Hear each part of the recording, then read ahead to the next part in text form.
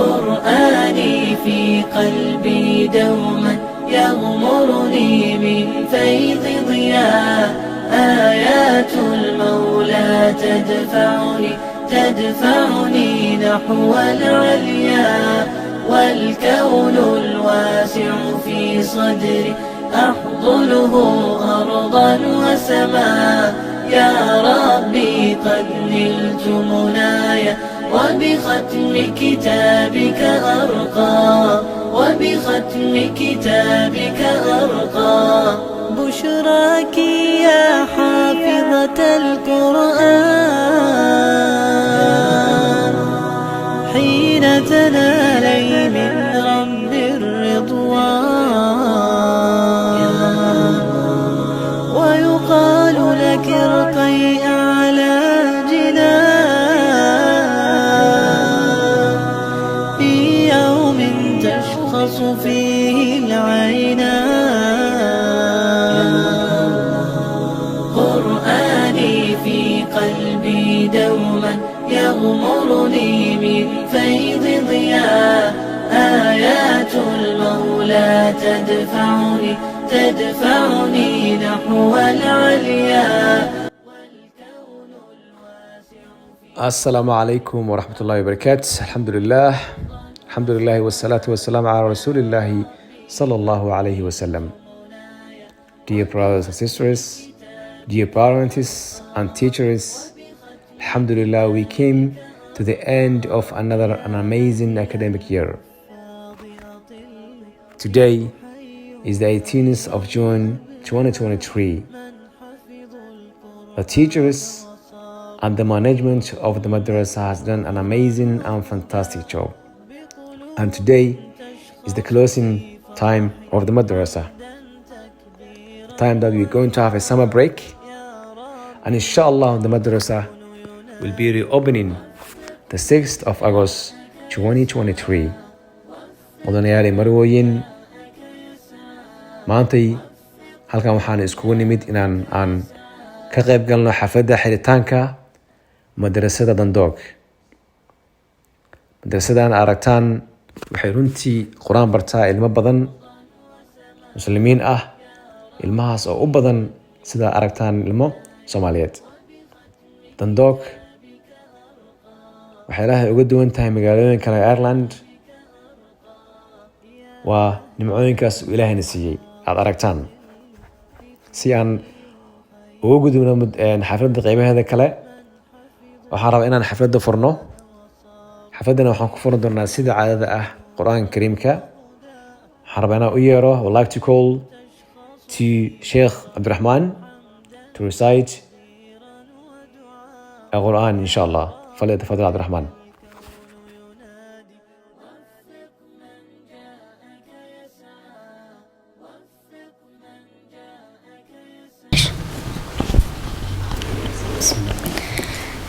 أعوذ بالله من الشيطان الرجيم. بسم الله الرحمن الرحيم. حاميم. تنزيل الكتاب من الله العزيز العليم. غافر الذنب وقابل التوب شديد العقاب ذي الطول لا إله إلا هو إليه المصير. ما يجادل في آيات الله إلا الذين كفروا فلا يغررك تقلبهم في البلاد. كذبت قبلهم قوم نوح والأحزاب من بعدهم وهمت كل أمة برسولهم ليأخذوه وجادلوا بالباطل ليدحضوا به الحق فأخذتهم فكيف كان عقاب. وكذلك حقت كلمة ربك على الذين كفروا أنهم أصحاب النار. الذين يحملون العرش ومن حوله يسبحون بحمد ربهم ويؤمنون به ويستغفرون للذين آمنوا ربنا وسعت كل شيء رحمة وعلما فاغفر للذين تابوا واتبعوا سبيلك وقهم عذاب الجحيم صدق الله العظيم. Teachers, I just want to just summarize, inshallah, the things that we have achieved in this 1 year academic year. The best way to achieve success is to reflect and realize what you have accomplished in the past year and what you have not accomplished, the struggles that you have been through and the success that you have gained. So I just want to explain a few things. So in our madrasa we have a manhaj where we teach the kids how to read the Quran. It is one of the most important things that helps a student of knowledge. The first thing that he learns is to read from the Quran. So our manhaj that we have learned, trained, and we are experienced, and we have certification on it as well, is a 9-month or a 9 fasal that a student goes through starting from al-fasl al-awwal, which is the huruf al-hijaiyah. And then it goes up all the way to the last fasal, which is called the fasl al-ashir, where the student is in a stage where he's able to read. If we give him a word to read, he's able to say, this is alif, this is ba, this is jim, this is dal. He's able to read it. So I wanted not just to explain me how it goes on, but I want a student who has started from Fasl al-Awwal in our masjid here, that has been all the way to Fasl al-Ashir, to read it, to let the parents see, inshallah, how we make the person who was alif all the way to Fasl al-Ashir. So I won't be talking much, inshallah. I will get one student, inshallah, which is Samir, inshallah, to stand up and inshallah read the last fasal of the 9 fasals.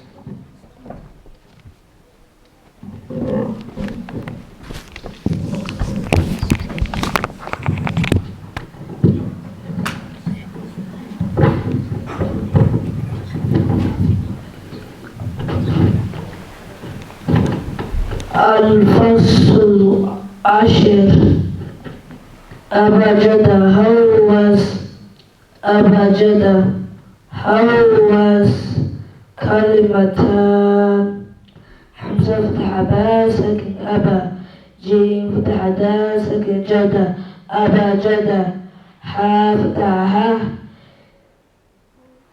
واو فتح زي ساكن وز معلي دقا محوس أبجد هوس. ما شاء الله بارك الله فيكم. What he just recited was the last fasal of the 9th fasal. So I gave him a word, abajad hawaz. He said, he broke the word down into words which has haraka, which has sukoon, and which has shad. He read it. That is the fundamental way of reading the Quran and the easiest way for a student, inshallah, to understand. A few things that has been a struggle was when we get the students to come in, Fasl al-Awwal, we start the first Fasl, the student misses a week or a day. This delays the process. MashaAllah, the student that was standing up right now was here every single day. So when a student misses a day, or one day he comes in, the other day he comes in, he forgets. He forgets what he has done the last week. And that's the struggle that many students have seen, that many students who started from the same fasal are now in 2 different fasal. So the main thing is about attendance, it's about coming on time. If the teacher is there at the 1 o'clock time, you should be there even 30 minutes before, waiting for the teacher to teach you. That's how you are a student of knowledge, really urging to seek the knowledge. But we have seen that many students come late, or many students are not there, and that is the issue that we have with the students, the reason they are not accomplishing all the 9 fasal between the time that we have set. So this is inshallah a reminder to all parents, inshallah, starting from the next calendar year, inshallah, try to make sure your student is there every single day. If your student is there every single day with his book, with his pencil, then the parent and the teacher will put every single day, he will be pushing the student to reach the next fasal. But when the teacher sees the student going for 1 week and the next week, and then for 2 weeks the student does not come in, the teacher will realize, okay, and then the next week he comes in, the student does not even know the first fasal. Then all the way he goes back to the first fasal. So that has been the issue, inshallah, and I ask all parents, inshallah, to learn from it and make sure that the student is every day here at the masjid. Jazakumullah khairan, and all I said, inshallah, will be translated, inshallah, by the muallim who actually teaches the student. I just want to say this, take this opportunity to actually thank the muallim. The muallim, he has the most core thing that he does for us is to teach the student al-fasl al-awwal. We even teach the student the Quran. The Shaykh, mashallah, teaches the tafsir, mashallah, jazakumullah khair, for the youth. And the person that starts things off is Shaykh Ahmed. He starts it off with the student. He gets the student who are ready to read the Quran. He brings it to me. He learns. Then the person learns the Quran. Maybe gets a few tafsir, a few hadith. But the core thing in this madrasa, the core person in this madrasa is Shaykh Ahmed. And I want to take this opportunity to thank him. Jazakumullah khair.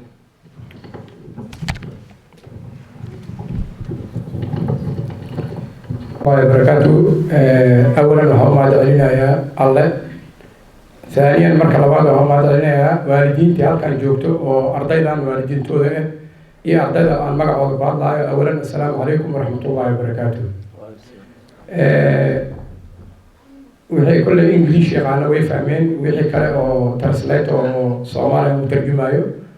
أولا مكان بالله مدرسة مكان بالله بيني سنة كهوري وحي أهل xilliga oo shitaha loo yaqaano ama u taqaaniin qaboobaha waa September iyo October wixii ka bilowdo waa sidaan malaynayo hadday dhamaatay xilligii oo kuleelahay dhamaatay marka haddii aan qiso yar idiin sheego carruurtan oo hadda maasha Allah oo kamid ahay ninka la yiraahdo Samiir oo kamid ahay waxaan ahay aniga macalinkiisa alifka u bilaabaa معناه waxaan u fadhiyaa meesha uu jooga ardayda inaan u bilaabo alifka aan 9 xuruuf alifka aan fahansiiyo sida kitaabka Quraanka ee hadhowti u fududaado ee ku akhriyaan waayo weliga hadii aan alifbeeta la barin Quraanka Kariimka ma akhri kariyo kitaabka ma ka akhri kariyo macalinka barayana dhibay ku noqonayaan hadhowti sidaas ayaan isku kala qaybinay saddexdeena waa aniga macallin Hamza iyo Abu Abdurrahman أبو عبد الرحمن المو حديثة يو كتابها يو كساعدة أبو محمد أبو عبد الرحمن بارك الله فيكم مركا مع الحمزة يو كساعدة قرآنك لكن معلنك سلوك ساعدة كلام قرآنك يو كساعدة كلام مركب أو أخينا يو كتاب أنا سوى آخر كلامك وإنه أول أو برتاع ألف بيت قرآنك إلا فصل الأول إلى فصل العاشر فصل الكوات إلى فصل الطبنات وكل ومع قبلها والدين قبلها كله هجران معناها أرضينا هذه على برين ألف بيتلا قالوا تقريبا كنا هنا الحمد لله هذا إله شكرنا هنا ما أنت قال وحاول فرح سنة هاي عرورتي عليها ألف كأو بالعربي أما أنت هرتي آخرين عيان فصل العاشر كتاب كما شاء تقول يبتنى وكعنا ورك آخرنا إلى ما جيسوا إلى فضليس الحمد لله إلهنا أنت أسرع عن وسيما لنا والدينتي أفر إلى 3 ساعة دوسي كيني جري وسعودي جري وقولي كسقعي جري ومدرسة كيني جري تسرع ما لنا ثانيا وراك فضليس وحاكمنا أرضي يعني ألف كأم بالعربي وهذا سنة دوسكيت كي هذا بالعربي إلا ما أنتوا كويجي هاي waxaan haynaa arday quraanka iska daayay hadalka ay hadlayaan iyo Soomaaliga ay ku hadlayaan ama maamada luqadda ay ku hadlayaan dib ku ah ee marka qaarkood is fahmeen quraanka fadligiisa waxa kamid ah cunuga maanta inuu quraanka akhrinayo oo horteeda ku akhrinayo oo luqadiisa ay wanaagsanaatay oo iskuulkii markuu taga xataa la yiri luqadaada way fiicnaatay maxaa sameyseen marka quraanka fadligiisa ay kamid tahay قرآن كل جودة دارو فضل العصا يقوليه إلهي ما هدي سواي مركا والدين تبغوا ما علينا بقولكي بقول هذا وما علينا كسوق يبغى كسوق يبغى شين دلالك عصا ميسين مدة سنة كهاي haddana waxaan rabaa inaan xasuusiyo maanta madrasada way ku artahay si macalin xamsa u sheegay insha allahu afarta wiig oo fasaxa waxaa loogu talagalay waalidiinta 10 bilood ay caruurtooda 5 maalin ay iskuulka geynayeen labadii maalin ee guriga ay ku nasarahayeen ay madrasadii keenayaan marka saasaa loogu talagalay. السلام عليكم ورحمة الله وبركاته. Alhamdulillah Rabbil Alameen. Allah use some brother here in the Western world, like Sheikh Ali, Sheikh Hamza, Sheikh Ahmed, and the rest. They dedicate their time and their self, their money, sometime, their rest, just to teach people the Quran al-Kareem. And Allah said, وَمَنْ أَحْسَنُ مِمَّنْ دَعَا إِلَى اللَّهِ وَعَمِلَ صَالِحًا وَقَالَ إِنِّي مِنَ الْمُسْلِمِينَ. So first of all, you have to, Allah to actually the effort they give it to you or to us, all to us, inshallah, to learn our religion, our deen. They dedicate their time and themselves, wallah al-azim. A lot of people now in the world are now looking for the dunya, looking for the money, looking for the study, for other things. But when you dedicate yourself for the sake of Allah subhanahu wa ta'ala, that means Allah has chosen you. Allah has chosen you. Now I always talk to my brother when I teach them, you are a different. When you are here to learn what Allah said, what Prophet Muhammad said, to be different. You are not like a normal people. I mean, you have to gain every second in your life to get knowledge, to teach people. You be like, inshallah, scholar in the future. That is not easy thing to teach people. Try to learn, to teach your kids, to teach your brother at home. It's not easy thing. So, wallahi, I'm really happy with our management here and everyone who call people to the Islam and teach them their religion. Jazakumullahu khairan. And the second point, talk to my brother here in the our humble madrasa. I said, my brother, wallah al-azim, you are in the good place now. Now you are in the good place, wallahi. Now a lot of people now jealous of you because you sit here and you get the knowledge. Now people here in the West world seeking for save their kids by online, teach him online, or bring a teacher, give him money. You know, your dad sometimes pay a lot of the money to teacher but just to teach you, because that is the right way of Allah subhanahu wa ta'ala to save you. That the only way Allah raise you. That a good thing, our kids to be grown and nurtured in our mosque here. This knowledge, only that raised the people. Subhanallah. So my brother and sister, Al-Quran al-Kareem and the Sunnah, that our Sharia, that our duty, you have to learn it and to move it to other people. Alhamdulillah Rabbil Alameen, you have chance to play here in the madrasa, you have chance all the week to spend your time. So I just would like to recommend myself and you focus on that. Don't actually waste your time for nothing. That the knowledge, that the only way to Allah subhanahu wa ta'ala. Because the ignorant will not reach to Allah subhanahu wa ta'ala. People now following the dunya accept a lot of people. Allah said in the Quran many times, وَقَلِيلٌ مِنْ عِبَادِ الشَّكُورِ. Allah said, أَكْثَرُهُمْ لَا يَعْقِلُونَ أَكْثَرُهُمْ لَا يُؤْمِنُونَ. The most people, they don't actually think about religion, think about the dunya. Why? Because the shaitan now actually come over them. But that's just a few people who are aware for that the knowledge, that the message of Allah subhanahu wa ta'ala. قال تعالى ألا إن أولياء الله لا خوف عليهم ولا هم يحزنون الذين آمنوا وكانوا يتقون. أولياء Allah, those people who are close to Allah. أولياء Allah, those people who serve the religion of Allah subhanahu wa ta'ala. Yes, everyone is the Muslim, is wali to Allah subhanahu wa ta'ala, but the most close wali to Allah, those people who convey the message of Allah subhanahu wa ta'ala.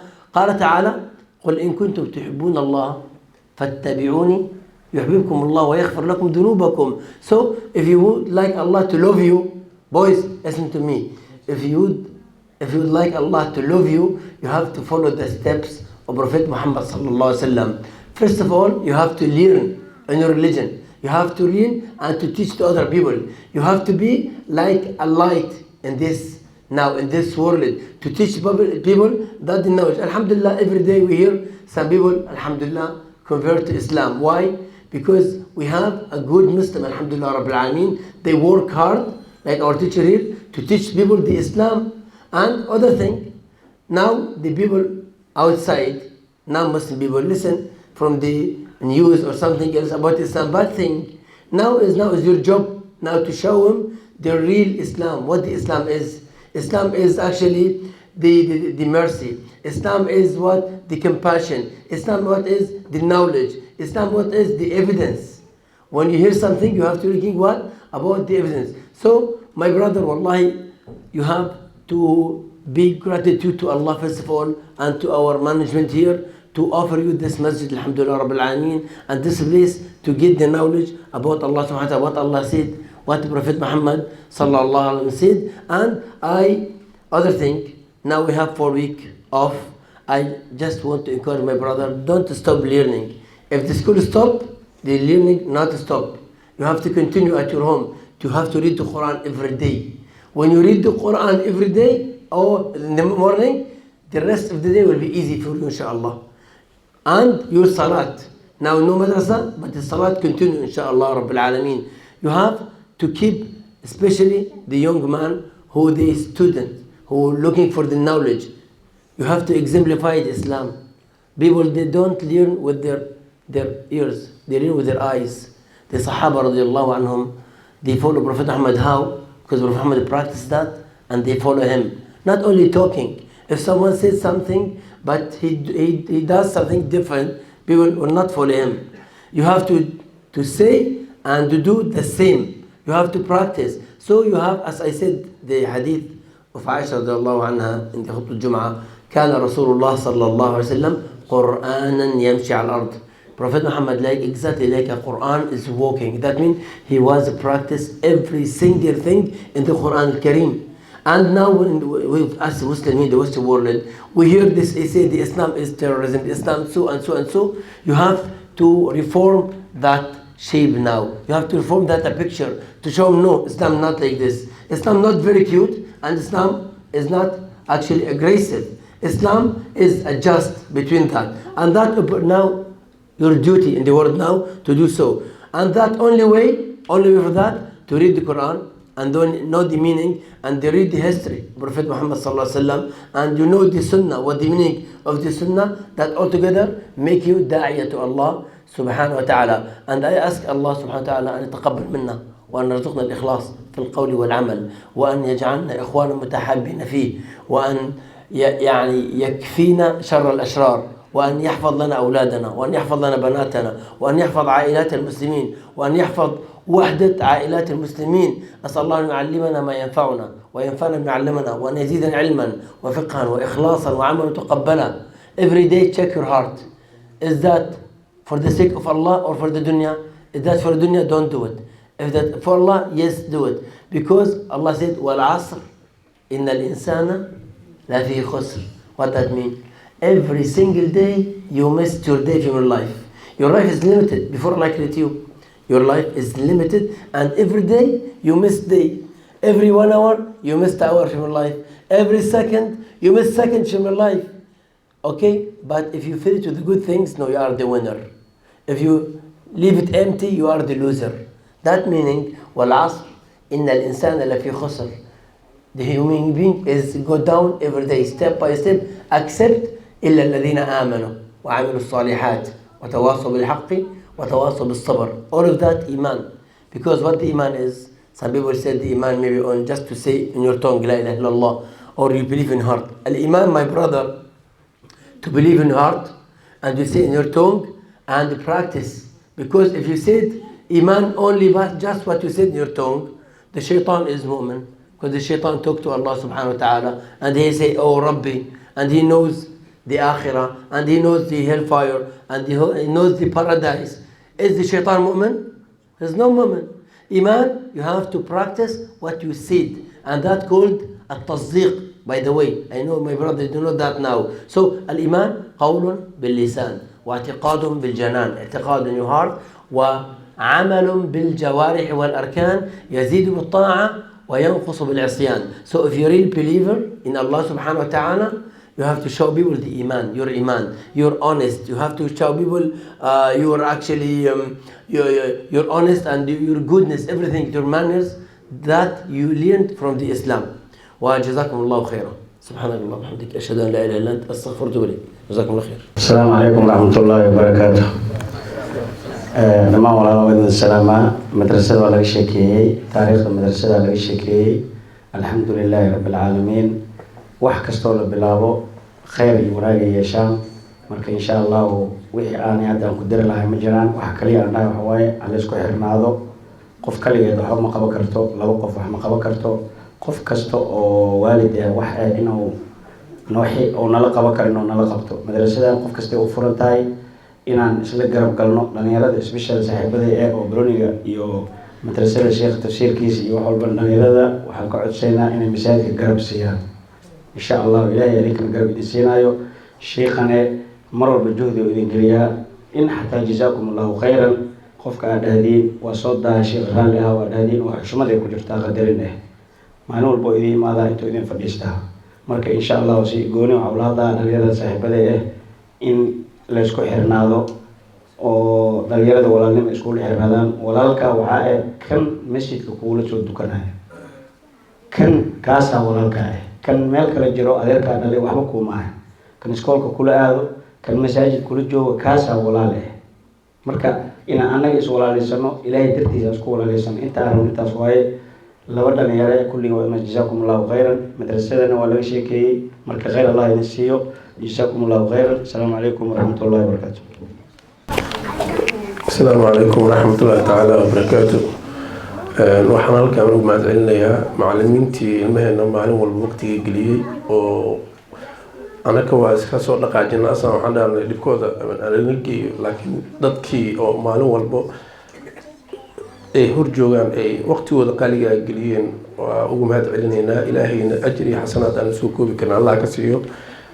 markaan yaraa jirna waxaan ugula sheegay jiray aabbahaaga labaad macalinkaaga waay macalinka waa waalidka labaad sida dhabta ah ninkii qur-aanka kariimka ku baro xaraf oo kamid ku baro wuxuu ka qiimo badan yahay maal adduunya inta ugu badneed inuu kusiiyo ka qiimo badan yahay madrasadan aniga wixii ugu badnaay oo magaalada inaan usoo guuro igu kalifay ee kamid tahay maamulka iyo walaalaha iyo macallimiinta ammaantooda guriga igu soo gaartay mid aan soo koobi kara ma ahan qaybtan kalena waa ay maqlayaan wax la sheego war la sheego qiimo ma lahan laakiin waxaa qiimo leh wixii la qabtay in la sheego oo runta laga sheego aad aan ugu jeclahay waa qirooday waxaan aad ugu mahadcelinayaa dadka walaalaheena oo sida qiimaha iyo qadarinta leh dhinac walba masaajidkan ha ahaato amba madrasada ha ahaato waqtigooda la geliya adduunyada waxaa ugu qaalisan qof bini aadana la siiyo waqtigaa kamid ah waqtiga hal waqti oo qof bini aadana oo ku siiso oo waxba kaaga bedelanin wax la heli kara maaha qofka markii oo waqtigiisa ku geliyo oo haddana ku yiraaho ilaahay dartiisa ku geliyay subxaan allah wax la heli kara maaha laakiin markii qofka oo inuu waqti ku geliyo oo wax kaaga bedesho waa la dhihi karaa waxba kala bedelan laakiin qofka markuu inuu ku soo kaco oo ilmahaaga waqti geliyo oo jidka islaamka oo ilaahay raaliga ka yahay baraa ku dhaw oo haddana waxba kaaga bedelanayn waa wax aan la heli karin wadamadan anaka Yurub aan imaanay oo aan soo aragnay taqriiban 4 wadan inaan u maleynaa inaan soo degaaniga Ireland waxyaalaha ugu imaaday qaasatan dandoog waxyaalaha ugu imaaday wax aan ajaa'ib oo aan la soo koobi karin waay markii aan dhaw wiilasha iyo gabdhaha iskoolka islaama dhigtaan oo waa la kala duwan yahay waxaa ka hadlaysa wax jira ma aan dadkii dhaananiga waxyaalaha ugu imaano oo waxaa different Ireland markaa imaaday markii aan ka sheekeynay waxaa kamid ah inay gabdhaheena iyo wiilashan ay isdhex dhiganin iskool hadduu cunugaaga ku aadaayna kaala dhigmaayo hadduu dugsi ku dhiganayo kaala dhigmanayo waxyaalaha muhiimka ah ee kamid tahay markii dadkan dhahan masaajida noogu yaala dandoog oo maalin walba aan geysanaa masaajida anaka aan leenahay weliba oo Soomaali ee leedahay oo weliba Soomaali ah xakunto dadka qaar waxay leeyihiin nimco haystiin iskaaga ciyaarana marka aad iyo aad aan ugu dheeraadaan jeclaana marka waxa aan haysano inaan arkeysano oo aan gacanta aan ku dhijino walaalaheena aan wax walba anaka nooga baahan yihiin waalidiinta aan faraha aniga baan iska soo qabtay inaan xoogaa waa laga yaabaa inaan bini aadam aan daciifan anay inaan noo sheegaan waxyaalaha aan ku liidano si aan isku saxno salaamu calaykum waraxmatullahi wabarakaatu بسم الله الرحمن الرحيم وحادي هذا هو مدعينا قد إمامك نظام مساجدك مدرسة وحادي هذا هو فرح سنة مركها أركي المية يلا أولوبي لبا ألف maanta qur-aanka akhrinayo waa wax aad iyo aad loogu farxo waaye dublin ilaa hadda jiscaba ma dhameen laakiin nimankaa waxay qabteen howl weyn oo aad iyo aad u wanaagsan ilahina waxaa idinka baryaa sidaan insi ka fiican u sii wada waqtigiina jundiga ay geliseen waqti fiican ilahina khayr aad ka siiyo aad iyo aad aan u mahadsantihiin بسم الله الرحمن الرحيم أنا قام وعي عبد الله سعيد قاسم وحن آدي آد وفرح سنة هاي فرحدي لما سوي كوبي كرو ما أنت حفلة ده عن كسر قيم قلي وإلمه يجي دكسيجة يدي جناين ما شاء الله عبد القادر عمران حفلة ده هرتصر لسوء جاسمي مامولك يو دكسيجة آدي وماسيين إن شاء الله كل عام وأنتم بخير سنة قدام إن شاء الله هذا أنا ماسين مامولك دكسيجة بسم الله الرحمن الرحيم السلام عليكم ورحمة الله وبركاته آدي أنا أفرح سنة هاي إن ماركتي أنت أنا والما أنت مال سوق كانوا ماركتي لوجود دالو سنة مشان الجوجين قرآن برتان واحد لوجو فرحة واي مركا معلمين تا أنت سكسود ده شيء وحلا هاي آدي ماسيين معلم حمزة الشيخ أبو محمد الشيخ أحمد كل هذا ومعلنا معلمين تجيبنا وحبر كل جود وحاليها ماركتي خير جزاكم الله خير. Assalamu alaikum warahmatullahi wabarakatuh. I just want here to thank inshallah the cameraman who's helping us inshallah to spread the da'wah. You know, to spread the da'wah, there's a huge thing. The main thing is about spreading it to the people as far as you can. So the cameraman, mashallah, puts effort into the editing, into the thumbnails and all of that. Inshallah, I want to thank inshallah Kudun inshallah for this amazing work that he's doing for us. Jazakumullah khairan, and for the community inshallah. Jazakumullah khairan. Assalamu alaikum warahmatullahi wabarakatuh. بسم الله الرحمن الرحيم ما أنت واكنا دكسي أنه سحر مي لاستي في دكسي خوفك سيفرح سنت عيالك واكنا أنا حتى أي ريفن كله الفرحسية ما شاء الله أوردا صدق أحد ماشي أصيف دلنا ما أنت أوردا عجيزك إيو نول دقاي وحس الحمد لله خيرك نولش كوحكس معلك أبو محمد أيدي ما شاء الله مع الحمص واكاس شي أحمد ما نجبتك وحن سمين وما ادعي أنا السلام عليكم ورحمة الله. أعوذ بالله من الشيطان الرجيم. الله نور السماوات والأرض مثل نوره كمشكاة فيها مصباح المصباح في زجاجة الزجاجة كأنها كوكب دري يوقد من شجرة مباركة زيتونة لا شرقية ولا غربية يكاد زيتها يضيء ولو لم تمسسه نار نور على نور يهدي الله لنوره من يشاء ويضرب الله الأمثال للناس والله بكل شيء عليم. في بيوت أذن الله أن ترفع ويذكر فيها اسمه يسبح له فيها بالغدو والآصال رجال لا تلهيهم تجارة ولا بيع عن ذكر الله وإقام الصلاة وإيتاء الزكاة يخافون يوما تتقلب فيه القلوب والأبصار. صدق الله العظيم. بسم الله الرحمن الرحيم الحمد لله رب العالمين والصلاة والسلام على المبعوث رحمة للعالمين ومن تبع بإحسان يوم الدين. اللهم اهدنا فيمن هديت وعافنا فيمن عافيت وتولنا فيمن توليت واصرف عنا شر ما قدرت وقضيت إنك تقضي بالحق ولا يقضى عليك. اللهم طهر قلوبنا من النفاق وأعمالنا من الرياء وألسنتنا من الكذب وبطوننا من الحرام. اللهم استعملنا فيما يرضيك وجنبنا معاصيك واجعلنا إخوانا متحابين فيك. ربنا آتنا في هذه الدنيا حسنة وفي الآخرة حسنة وقنا عذاب النار. رب اجعلني مقيم الصلاة ومن ذريتي. ربنا وتقبل دعاء. رب اغفر لي ولوالدي وللمؤمنين يوم يقوم الحساب. ربي أوزعني أن أشكر نعمتك التي أنعمت علي وعلى والدي وأن أعمل صالحا ترضاه وأدخلني برحمتك في عبادك الصالحين. ربي أوزعني أن أشكر نعمتك التي أنعمت علي وعلى والدي وأن أعمل صالحا ترضاه وأصلح لي في ذريتي إني تبت إليك وإني من المسلمين. اللهم إنا نسألك خير هذه البلاد وخير ما فيها وخير أهلها ونعوذ بك من شر هذه البلاد وشر ما فيها وشر أهلها. اللهم احفظ لنا أولادنا واستر على بناتنا واحفظ لنا زوجاتنا. اللهم احفظ من بين أيدينا ومن خلفنا وعن أيماننا وعن شمائلنا ومن فوقنا. ونعوذ برحمتك أن نغتال من تحتنا. اللهم احفظنا بالقرآن، اللهم احفظ القرآن بنا واجعله لنا نورا في الدنيا والآخرة، واجعله حجة لنا لا علينا يا أرحم الراحمين. اللهم لا تجعلنا ممن يقيمون حروفه ولا يقيمون حدوده يا أرحم الراحمين. اللهم اجعلنا من الحافظين العاملين لكتاب الله المتبعين لسنة نبيه صلى الله عليه وسلم.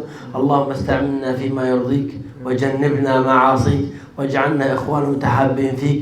اللهم كما جمعتنا في هذا المكان المبارك على طاعتك والدعوة في سبيلك اجمعنا على حوض حبيبك النبي محمد صلى الله عليه وسلم. والحمد لله رب العالمين والسلام عليكم ورحمة الله وبركاته. See you inshallah on the 5th of August. السلام عليكم ورحمة الله وبركاته.